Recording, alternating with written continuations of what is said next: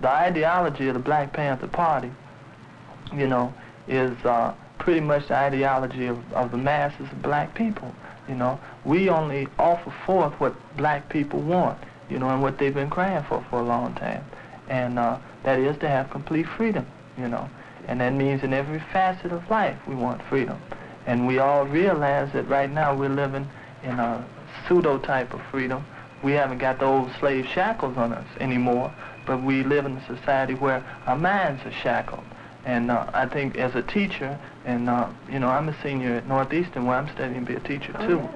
See, and I realize the type of brainwashing techniques that I had to go through, and that since I've been involved in the Black Panther Party, you know, I have a different frame of reference now, and I realize a lot of things that all of the education that I've had, you know, hasn't been able to afford me, you see. And may I stop just a minute? I noticed that you said party. Right. Now, I had always, in my mind, the Panthers were the same, yes. We have an ideology that that is directly taken from the people. We don't recruit people through terrorism, you know. We only offer a program to people who feel that they want to get actively involved, you know, with what we're doing, you know. What is the program? We have a basic 10-point program that we tell everyone, and it's taken from the people. And, you know, it's like the black organization I'm involved with at school. We started a black caucus, and by starting it, we got all the black people together, called a meeting, and started listening to their grievances. At first, they didn't even know they had any, until we all got together and started talking, and then bit by piece through conversation, we found out that everyone just about had a grievance that came out of certain inconsistencies within the institution. And the same way with black people. All you gotta do is just start listening to them talk about the injustices that they receive from police, you know, and in the streets, and through institutions, you know, that are supposed to be to serve and protect all the people, but who serve and protect only one people, and that happens to be the white people. So through this type of interaction, then you come up with a program, which means what do the people want? And you take that, if you're starting a mass movement, you take that and you write it up into some sort of program. And the Panthers have a 10-point program. It says that we want freedom, we want the power to determine the destinies of our own black communities. And it doesn't necessarily mean that we want to take ourselves off to some piece of land and all of us conglomerate there and have a nation. But we're saying, well, not in the sense that we will get whatever, by whatever means necessary, you know. If it means becoming separatists in order to bring about what is needed as far as black people's needs, then that's what we'll do. But I'm saying that at this point, we say that we are already occupying certain land, and we want to control what we have now, instead of talking about moving to, you know, South, you know, America or somewhere. You know. Setting up a separate state I'm saying that our communities that we have now, that we want to control, period. Every facet of life within the black community. Can you tell me how you expect to control this, to control without money? Now, you see, we, as black people, at least I am, without high finances, I mean, I have no millions, I don't even have thousands, that I can throw into building businesses. And you really, in order to do this, Negroes have to put Negroes to work so that they can make an honest living.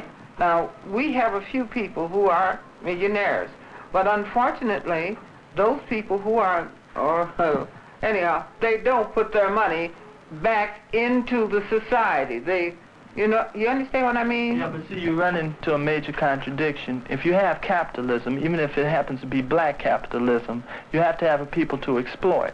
Now, we're about saying that the masses of black people should be in control of what is theirs, which means that they cannot be exploited anymore. If they're not exploited anymore, then it means that capitalism cannot exist, which means that simply, by the needs of the people, we must destroy capitalism.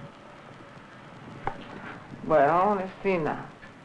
That means you're going to have community consumption, community ownership, Is that what you mean? I'm not trying to say what would be established, you know, but I say when black people get around the table and they make up something for themselves, it won't be anti-black. It'll be something for us, no matter what it is.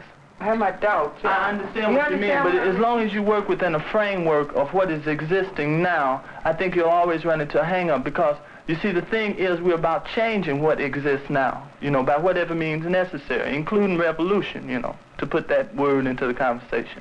And when you talk about revolution, then you're talking about throwing away what exists now. And not worried about what's going to come after. All we know is that this is bad, and anything else, it can't be much worse than what we have now. But you see, I'm of a firm belief that if you are going to destroy something, that you ought to have something to put in its place.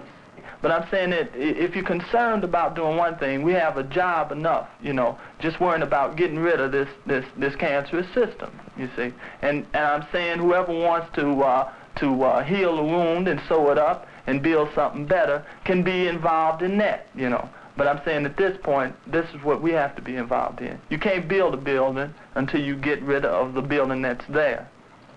I don't know if I'm getting across to you. What I'm trying to say is, yes, I believe in getting rid of the old that is of no functional use now. But at the same time you're planning to move out the old, have something to move in. Have something constructive to put in its place. Because if you tear down... Can I use an analogy of this country? When they had that revolution, when did they meet, the Continental Congress, you know, to draw up the laws and set up the structure of this country? Was it before the revolution or after it? When you're looking for a label, that's what you want, a name of a system which will replace another system. Is that what you're saying? Well, how a system will replace another system? But we don't have a name for it yet. It will be a system that has never been on the face of the earth before. That's why you can't put no name on it.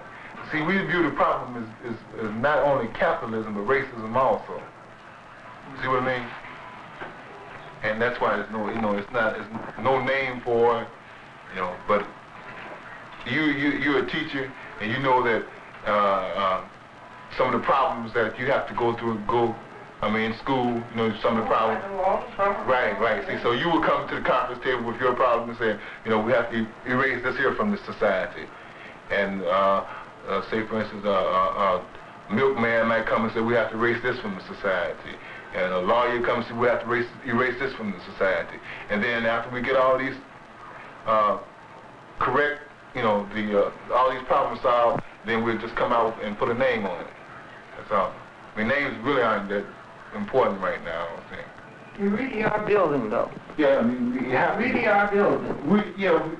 Because, not so much because we want to, I think that black people are pushing us to the point. Yeah, but I mean, as you, what you're just saying, it gives me clearer insight than I've had before, because you say now all these various people come to the conference table and they say, these are our problems and these are the things that in our society, in order to live as other people, 1, 2, 3, these things must be done away with. Right. And in doing away with it, then you are building your new society. Right. Call it what you want to. It doesn't make much difference, does it? No. Really?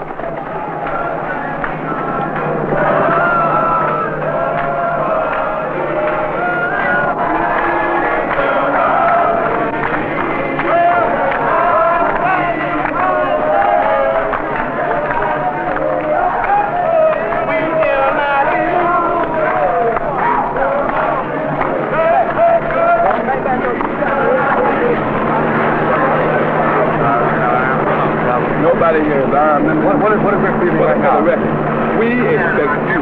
We will. We expect state to protect us. So everybody marching here are non-violent and beyond. Well, I'm sure you're going to get... Talk to your people? I talk to them. Good. Every single one of them. Fine. You'll get some maximum protection by all parties. One other thing.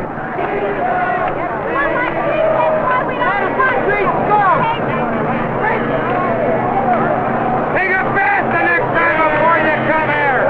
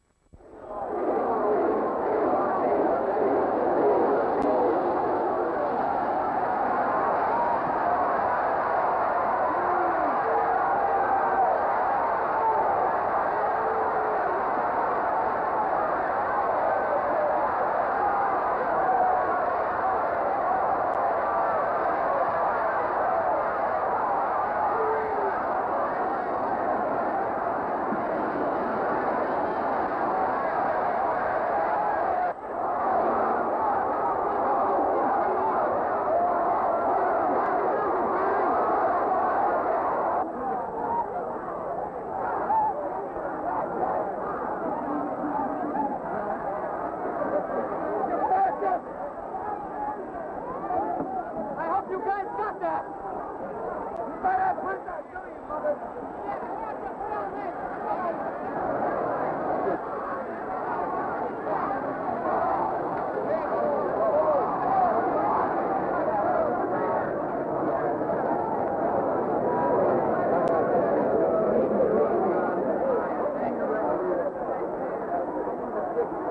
Killing me now.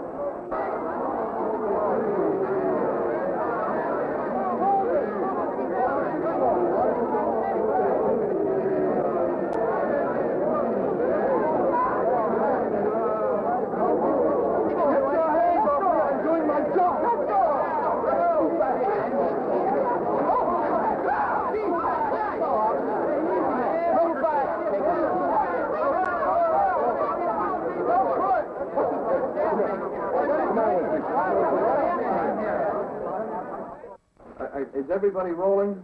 Cameras are rolling. Everybody is happy. Go ahead. Go ahead. Gentlemen, this news conference has been called this morning in order to attempt to correct much misinformation that has gone out over the news media during the past week regarding the Chicago Police Department. I would like to begin with a few remarks about the situation. I may speak a little longer than you would like, but if you do not like what I have to say, this can end up on the cutting room floor. First of all, it is the policy of the Chicago Police Department never to harm in any way any innocent person, never to interfere with any newsman who is going about gathering his business, doing his work. This is the policy of the department, so we can understand the ground rules right from the beginning. This unruly group of revolutionaries, and that's what they are, ladies and gentlemen. You gentlemen here know it. The people sitting in their homes across America know it. People in taverns watching television know it. These people are revolutionaries bent on the destruction of the government of the United States of America. They're a pitiful handful. They have almost no support, but by golly, they get the cooperation of the news media. They're built into something really big. They're referred to as kids. They're referred to as yippies. Gentlemen, the hardcore leadership of this group are communists. This mob of revolutionaries came moving south on Michigan Avenue. At Balboa, by the Conrad Hilton Hotel and the Sheraton Blackstone, the Chicago Police Department put up a line of men across the street. The field commander, the man who was in charge of the operations out on the street, Deputy Superintendent James M. Rochford, once again went to the head of the group and told them that if they would simply get up on the sidewalk east of the Conrad Hilton Hotel, they could hold a rally. This offer was rejected. In other words, are you saying, Deputy Superintendent Rochford, that you're sort of playing this by ear as you go through the night? That's right. I'll make the judgments. Is Mayor Daley involved in these judgments at all? Not in any way. However, Mayor Daley is my commanding officer. He's the chief executive of this city. And certainly if he were to make a request upon me, I'm subject to his orders. Has he made any requests tonight? None whatsoever. He's made no statements tonight. That's correct. Is the mayor aware of the conditions here? I'm not sure. Approximately 50 hardcore members of this group, this revolutionary group, charged the police line at Balboa and Michigan. Clubs were swinging, men were hit on the head, men were arrested. This is what happens when people charge a police line. There is blood that is shed. It is unfortunate.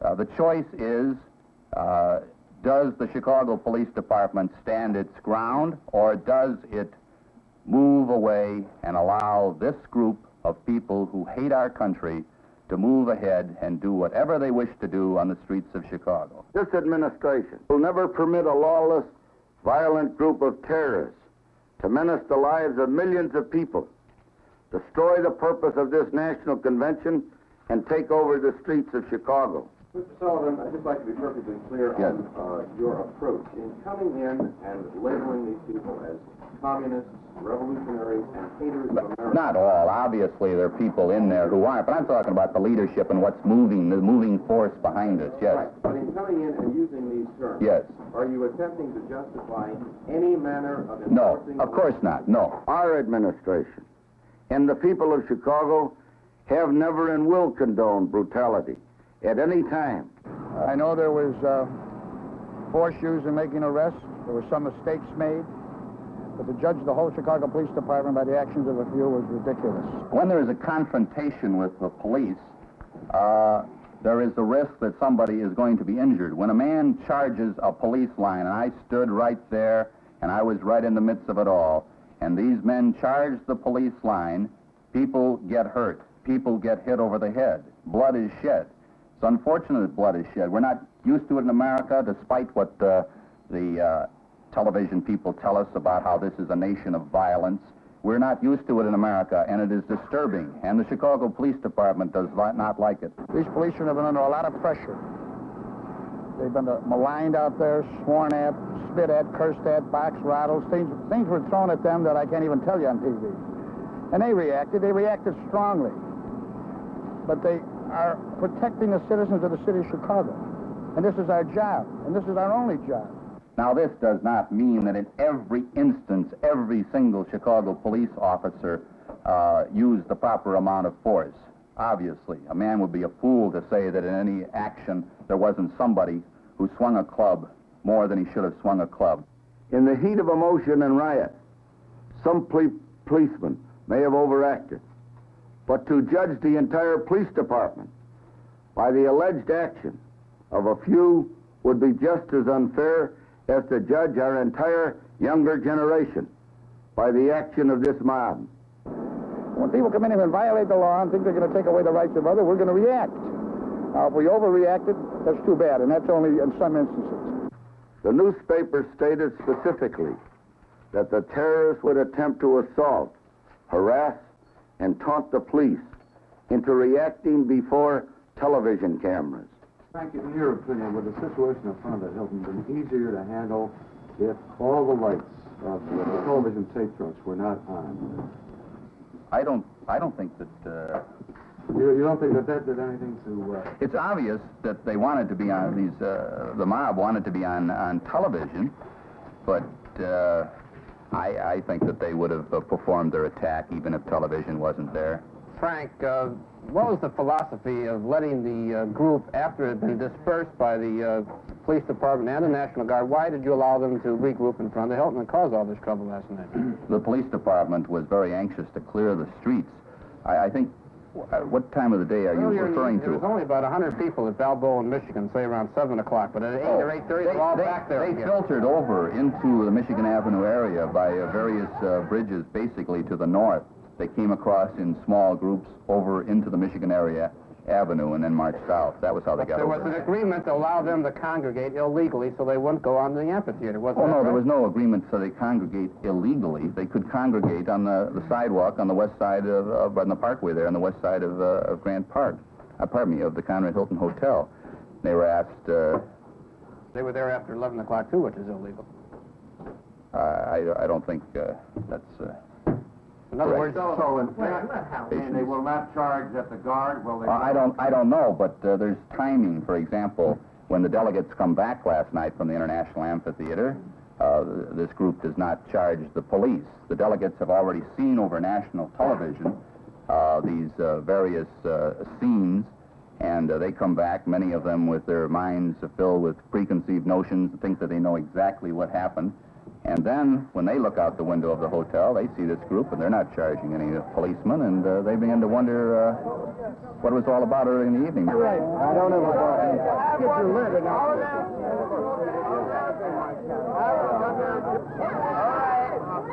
Because of the helicopter, some of you may not have heard it, so I'm going to repeat what they said. They're going to walk out of the convention if the police brutality does not stop.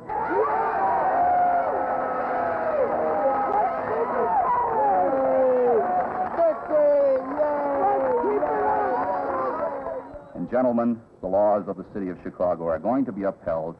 The people all over America, sitting in rooms, watching this, listening to this, know that someday, unless somebody holds the line somewhere, that these mobs are going to roam through their streets. They're going to come into their towns, and they will want their police departments to stand firm and take the same action that the Chicago Police Department took yesterday.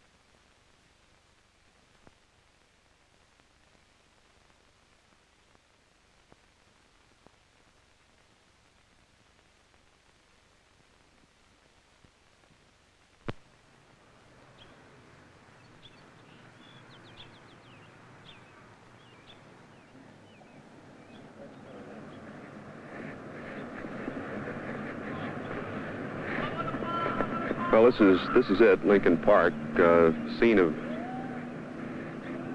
confrontation during the Democratic National Convention in August last year. There were many young people gathered in the park over the weekend, Saturday and Sunday, preceding the actual convention week. They were gathered here primarily to hold what they call a Festival of Life as kind of an alternative, their alternative, what they called their alternative, the Democratic Convention. I'm a working press photographer in the city of Chicago, and as such was down here covering what was going on. Since the convention last August, freedom of the press in the city of Chicago, to me, comes in the form of this little pink card. It says official press, and it's got the Chicago Police Department written across the bottom of it. I'd like to read the back of this card. It says, this official identification card is the property of the Chicago Police Department and may be revoked for just cause. It doesn't specify what just cause might be, but it does say that the holder is entitled to pass police and fire lines whenever formed, subject to approval, orders, and directions of police in charge of lines.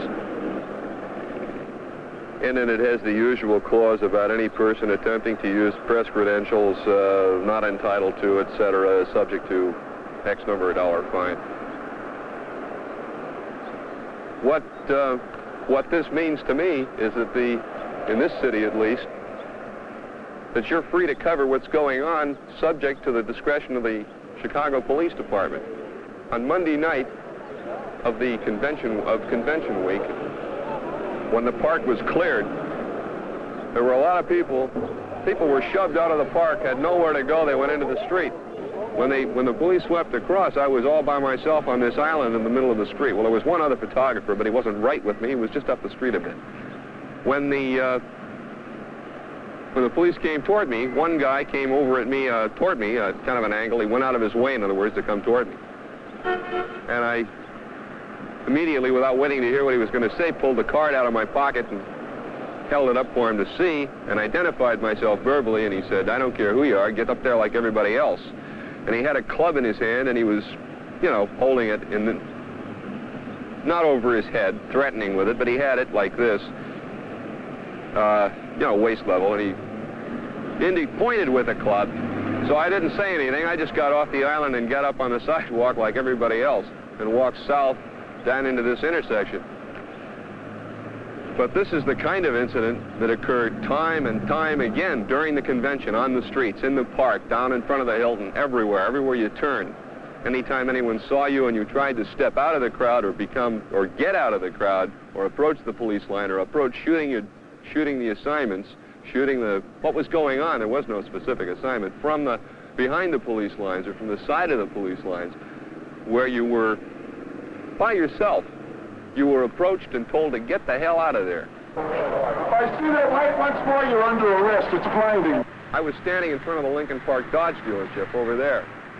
There was a Corvette parked at the curb right in front of me. It had just pulled in, but it was just sitting there, and there were 3 young people in it, 2 girls and a guy behind the wheel. The top was down or off the car, and they were sitting there, and they saying some things, slogans and so forth. Waving a flag. The girl sitting on the far side, the far passenger side, was holding a white flag with a peace symbol on it and holding it up in the air. There was a car parked right behind the Corvette at the corner, and there were some policemen standing on the island in the middle of the street. And they'd been there 10 or 15 minutes. Suddenly, without any apparent provocation, they just rushed across the street and began screaming at the kids in the car. They surrounded one guy on the sidewalk side and the other 2 on the street side, and began using their nightsticks on the occupants of the car. And the guy on the other side snatched the flag away from the girl. And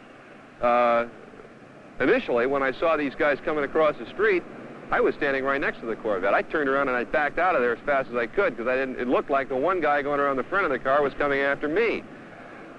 I turned around, I looked back, and nobody was coming after me. I saw what was taking place at the Corvette. So I moved in a little closer, about 30 feet away or so, and shot a quick frame. I was using flash at that time. I didn't think in terms of what kind of equipment I should have to use in order not to draw attention to myself. I was there as an impartial observer. When I made the shot, I noticed out of the right side, or the, in the periphery of my vision to the right, an officer moving in toward the front of the car, another policeman. And I turned to my right, and this cop was running up the sidewalk behind me and had his arm out, was going to tackle me. And my momentum in turning to the right enabled me to sidestep, and then he hit the sidewalk, and I ran down the street a few yards. I turned around, I shot a glance over my shoulder, just like 2 seconds later. He was gone, nobody was coming after me. I stopped, I went out in the street, I moved up. The action had stopped at the Corvette, which my picture shows, the picture I made. I moved up the street, but somebody was getting slammed up against a car and trounced on by some other officers up toward the corner. So I moved up the street, and I didn't feel safe. I didn't know which way to turn, or I looked around and nobody was paying any attention to me. So I moved in a little bit closer. I was maybe 50 feet away from this car where this guy was getting. The police were using nightsticks on him and slamming him up into the car, against the car. He was a reporter. The guy was a reporter for a paper here in Chicago. He had credentials, and evidently he had yelled at the police at the Corvette to stop what they were doing. He did not attempt to interfere with what they were doing. The picture I made of the police at the Corvette showed they were stopped. Nobody was coming toward them. Then I moved up on a sidewalk. I looked around. Nobody had looked toward me or come toward me as a result of taking that picture, using the flash. I didn't call any undue attention to myself, so I figured, all right. So I moved up on the sidewalk, and I made another shot instead. The beating had stopped, and somebody was helping him into the car behind the Corvette, and they took him to the hospital.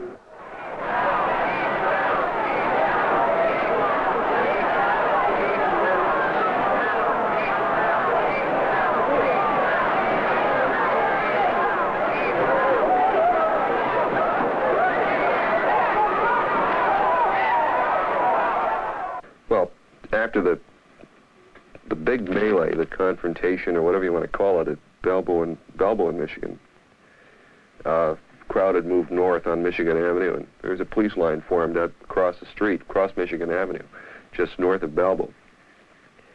And a woman came off the sidewalk on the other side of the street and walked up to the, facing the police line, and she was, middle-aged, rather well-dressed.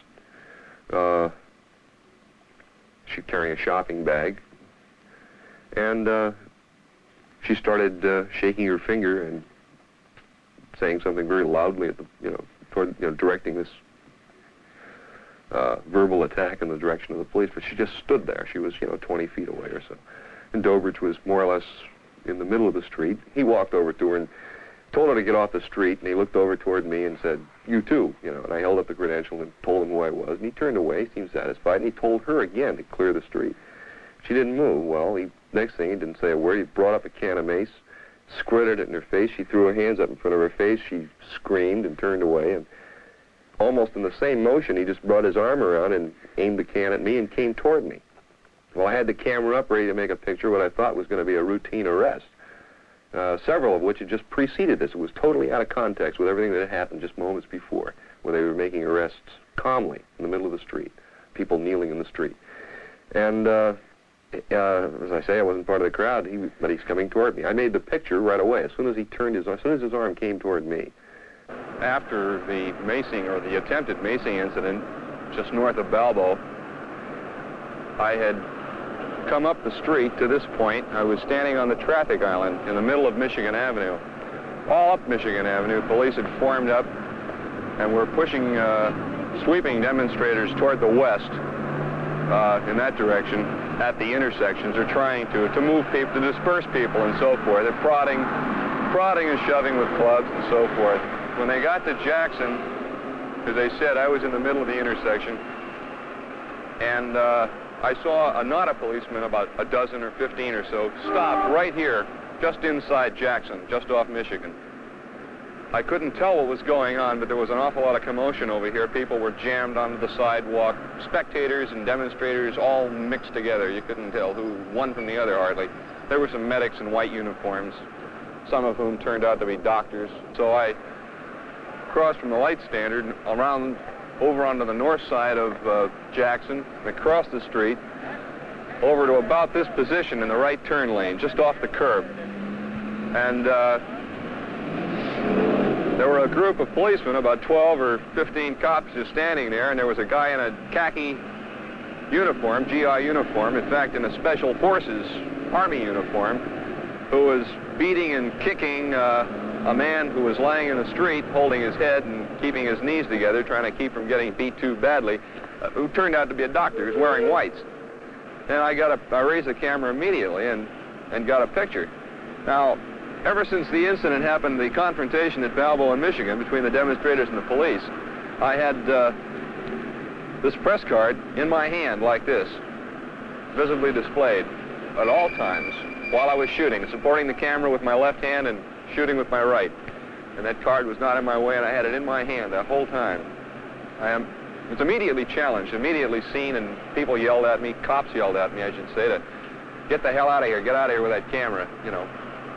And I lowered the camera, held it in my right hand, and held this out as they came toward me. Several officers came toward me, 4 or 5 of them came toward me, and I held the card out in front of me and told them who I was. I just, you know, told them who I was verbally. I had on a helmet, a couple of cameras, dressed in slacks and a windbreaker. I wasn't costumed any particular way, except I knew I was going to be out covering what could be kind of a heavy situation. It wasn't exactly a tea party, and everybody knew it was going to be anything but a tea party. And I was dressed accordingly. Well, they kept coming, and just then somebody must have yelled at this soldier or something, because he backed off that doctor he was beating, and the police kind of ushered him off to one side. And these 2 policemen came right down on top of me immediately. Again, I held this thing. I grabbed a shot of this soldier as he backed off, trying to get a clear shot of his face. And they came on, cops were coming toward me, came on a little bit faster. And I identified myself again, backed away a few steps, backed up onto the curb, out of the curb lane, onto the curb, and held this thing out again, and then I was struck. I was struck from both the right and the left side simultaneously. And I brought my hands up in front of my face and tucked my chin down and into my chest, and tried to cover up as best I can, but I was being struck from 2 sides simultaneously, and I can't swear to how many officers were involved in the attack, but there were at least 2 for that reason. I went down on my knees and held my head.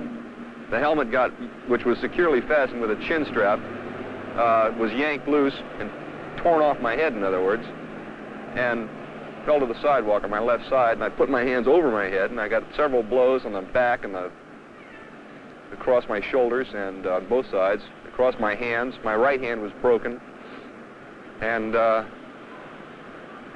of a sudden it just stopped. Never at any time was I between the police and the people they were attempting to control, or in the case of this soldier, not control. But they knew they were doing something wrong, and it was documented. There were pictures showing what was going on. I made them, and they didn't want them. They didn't want them made. That's my opinion of what happened.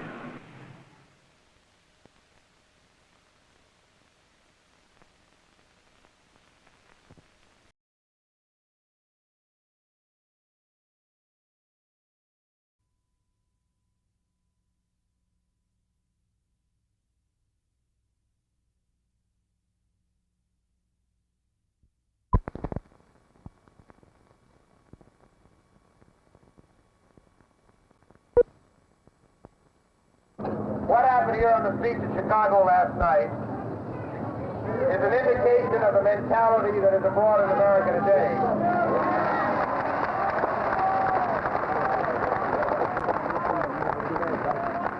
Now, if you can tell me a way to get rid of Richard Daley as the mayor of Chicago without the political process,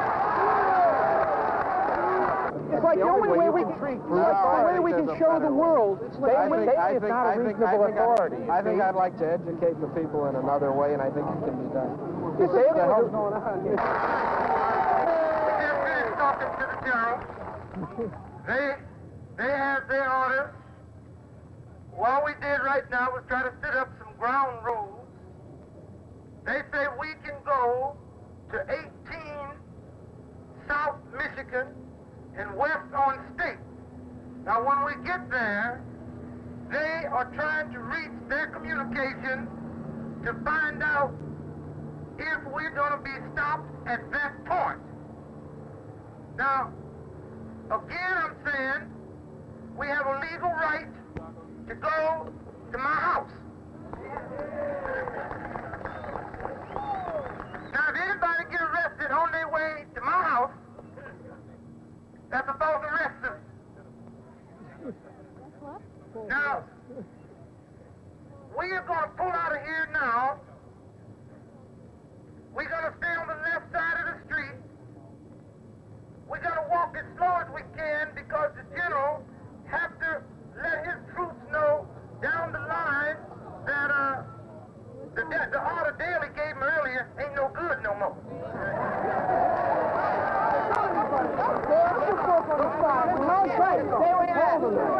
Hold them there. And as many people as wanted to walk over. Okay, I left them just as they turned down. Stay in the line. Forward breath. Forward breath. Keep moving. Forward breath. Keep moving.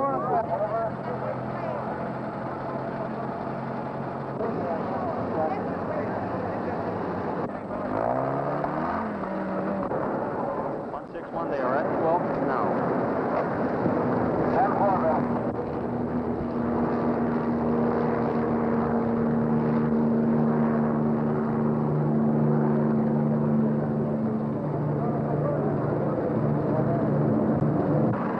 You know what Dick Gregory looks like? When he comes to help, he wears the line on.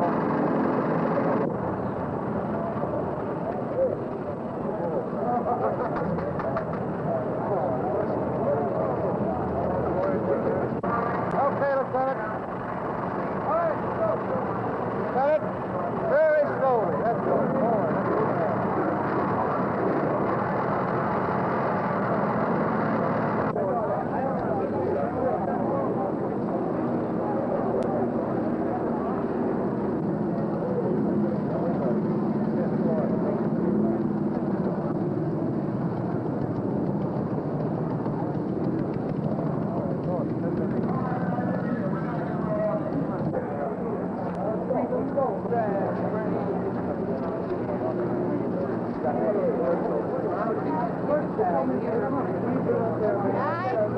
Nice and peaceful and calm.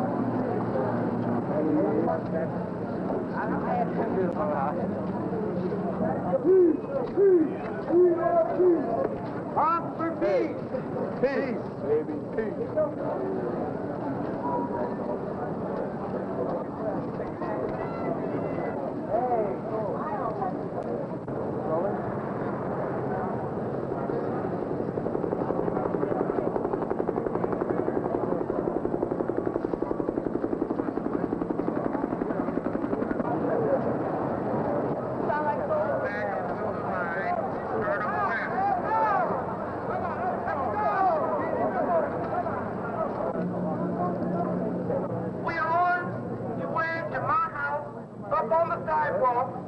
We have met an arrest situation once we step off the corner.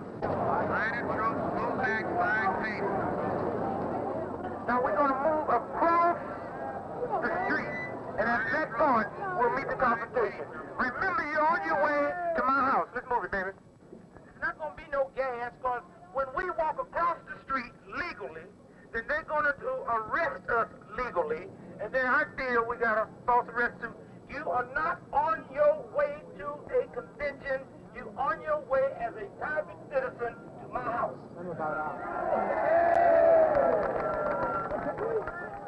Now, all of a sudden, there's a whole bunch of people in front. Now, I don't know who that whole bunch of people is. I think they ought to get away from in front, because we're trying to do it so as to preserve head. Everybody agrees on the idea of preserving head. We're not out to get clobbered. We're out to exercise our constitutional rights of protest. All you stones, just be cool.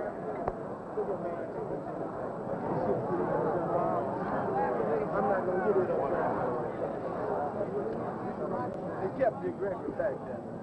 The stones will be supplied by Dick Gregory. As far as I know, I don't see it. Right up here. All who attempt to go any direction other than west will be subjected to arrest. Any other direction besides that direction, you go to jail. Stand on the white, please stay over beyond the white line. All stones be moved. Dick Gregory has been arrested. All delegates, please. All delegates, please. We have been told, as delegates to the Democratic National Convention, categorically, that we cannot walk on our present course where we are taking this evening stroll. We feel this is a violation of civil liberties. It is a refusal to respect our right as citizens to the streets, to free movement in this that is yet our America. If we're going to go to jail, let's go to jail.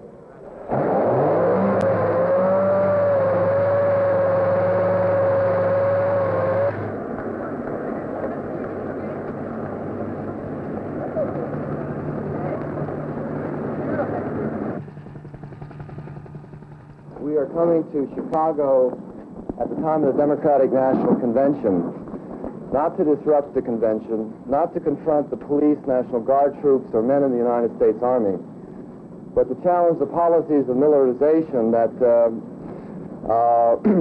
have been felt so strongly and brutally in Vietnam.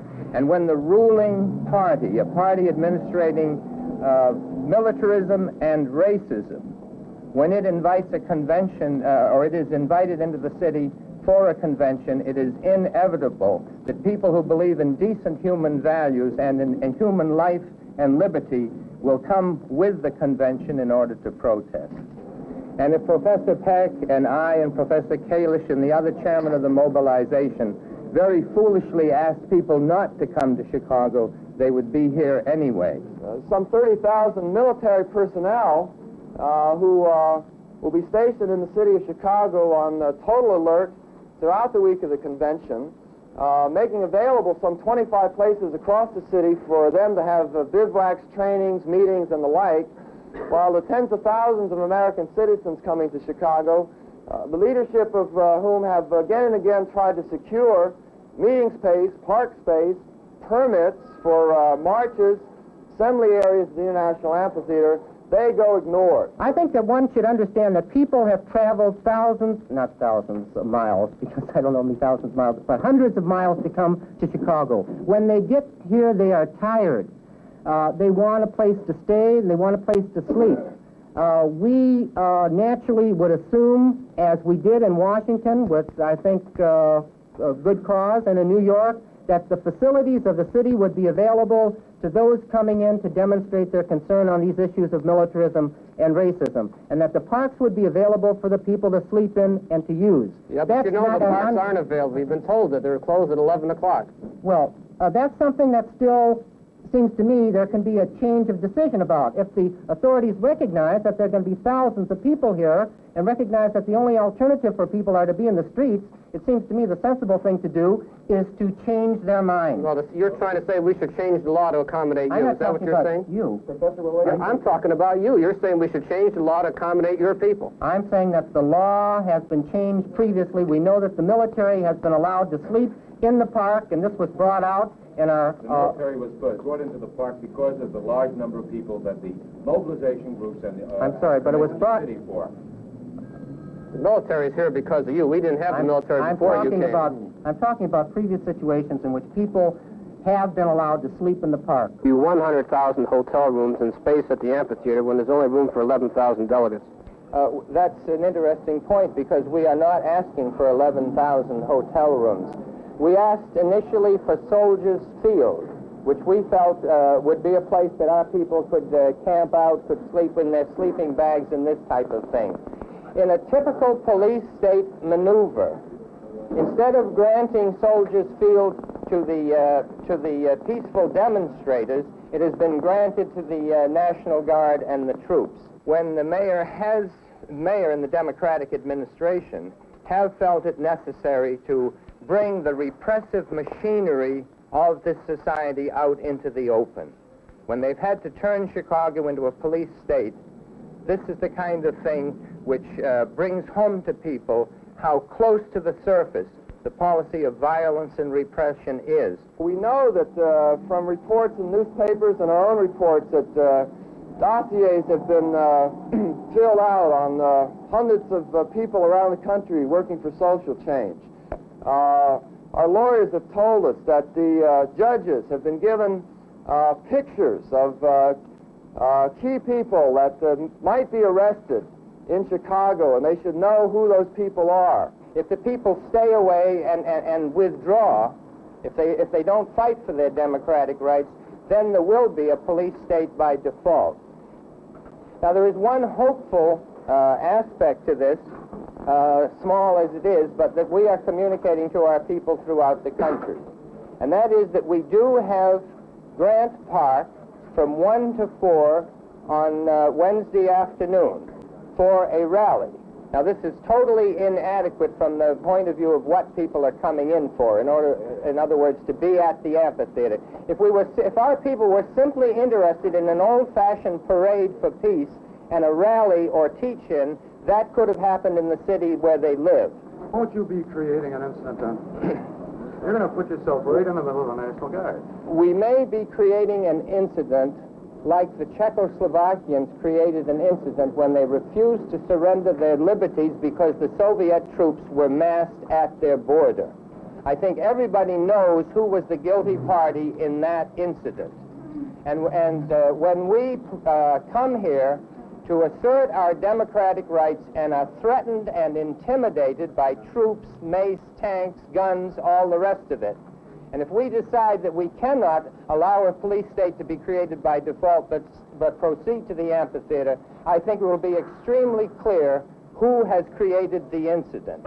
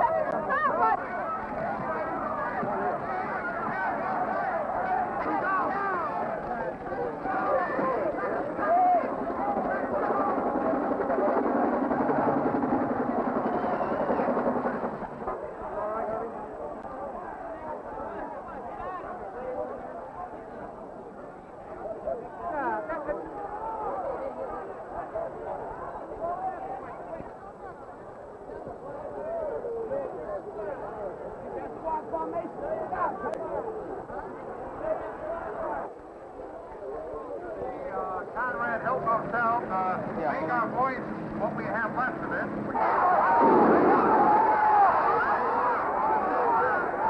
I would say draw! Make it heard at the Conrad Hill.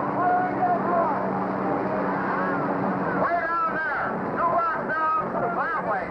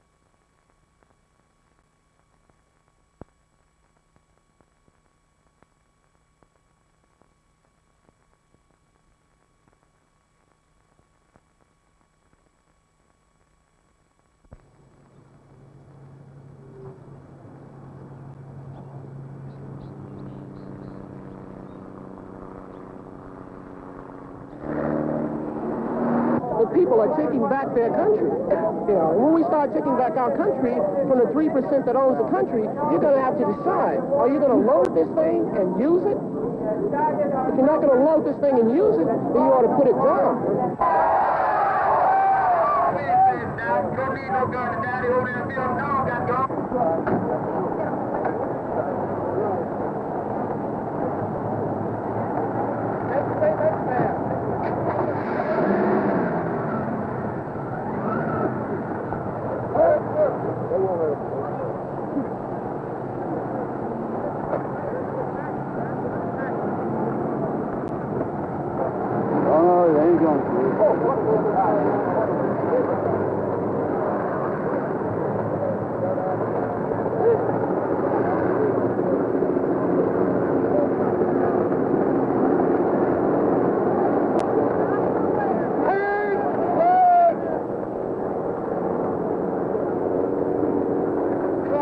I just want to get them out of here so they won't do anything to us.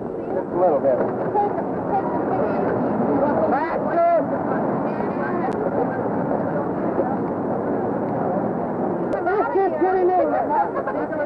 Hey, go on there. Get him out of there.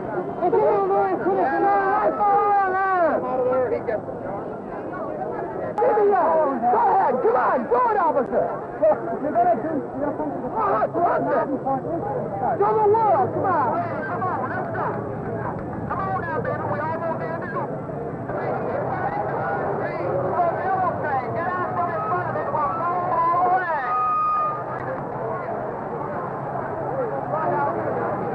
Get behind the mule train so he can follow right to the amphitheater so you will get him in prevention. We have nothing against you, John, in our demonstration. We have nothing against your demonstration.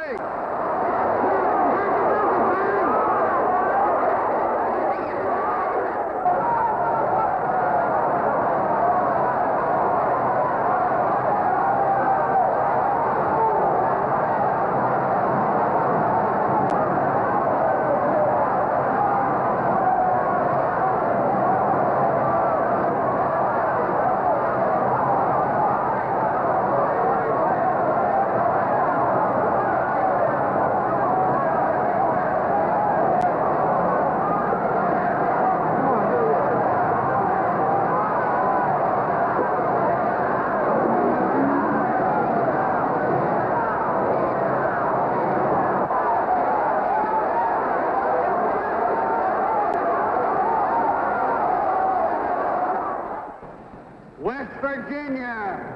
Mr. Chairman, the state of West Virginia passes. Wisconsin. Mr. Chairman, most delegates to this convention do not know that thousands of young people are being beaten in the streets of Chicago.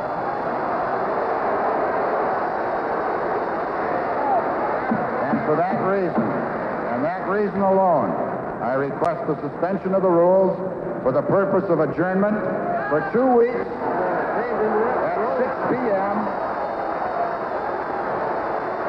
to relocate the convention in another city of the choosing of the Democratic National Committee and the presidential candidates. Wisconsin is not recognized for that purpose. I'm trying to complete my statement, sir. We want to relocate this convention in another city.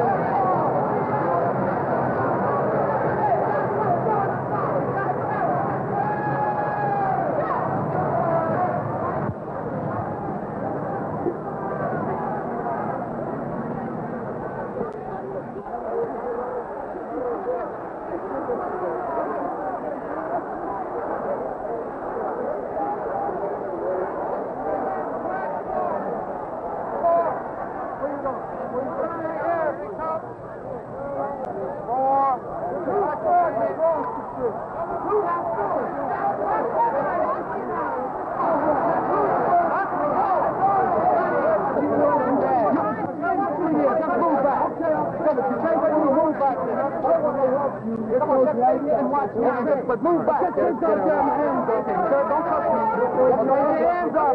No one will do that. Everybody back that way. Everybody back. I don't know. Clear the stage. Clear the stage. Let's move out that way. Move out. Clear the stage. Don't be standing there. George McGovern is President of the United States, we wouldn't have to have Gestapo tactics in the streets of Chicago.